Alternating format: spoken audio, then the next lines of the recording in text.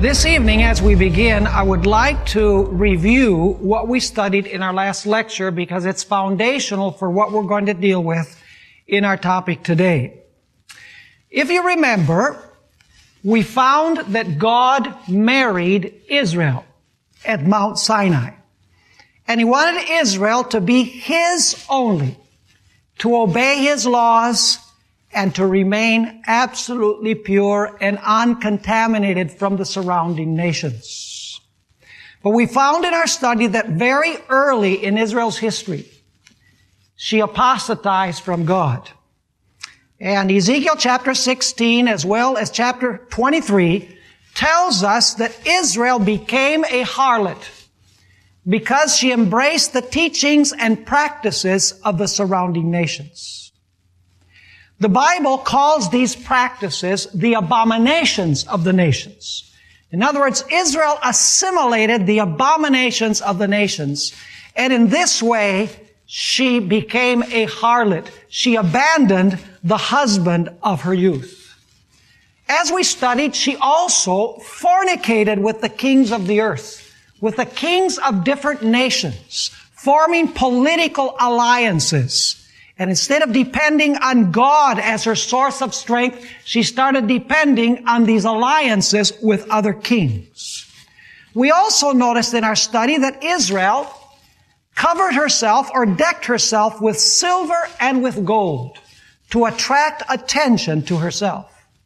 And as a result, God spoke in no uncertain terms to His unfaithful wife in Ezekiel chapter 16 and verse 32 by saying these words, "You are an adulterous wife who takes strangers instead of her husband."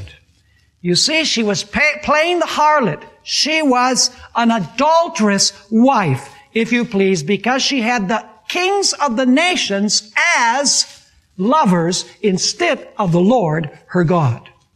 In Ezekiel chapter 16 and verse 30, God speaks even more graphically.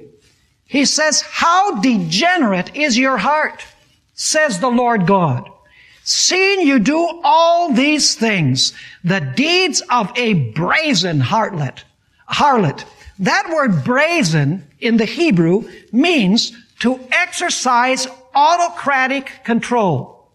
It means to get one's way or to be domineering. In other words, Israel became a domineering harlot, wanting her own way and wanting to exercise control and dominion. We noticed in our study last time that Israel had daughters, daughter harlots, who shared her point of view and also assimilated the pagan practices of the surrounding nations.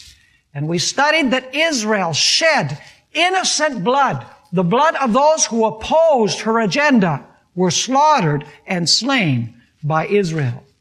And therefore God told Israel, "You are going to drink the cup of my wrath to the very dregs, and destruction is going to come from the four corners of the earth, and you will fall and you will be destroyed." In fact, God said, the very kings that you have fornicated with, the kings that you have assimilated all of these abominable practices from, they are going to rise and they are going to slay you and they're going to leave you naked. But we noticed in our study that even in the midst of the apostasy, God had a faithful remnant.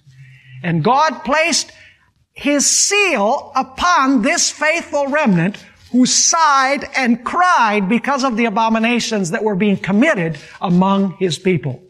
And when the destruction of Jerusalem came by Nebuchadnezzar, we find that this faithful remnant that was sealed on their foreheads, according to Ezekiel chapter 9, was spared from the destruction.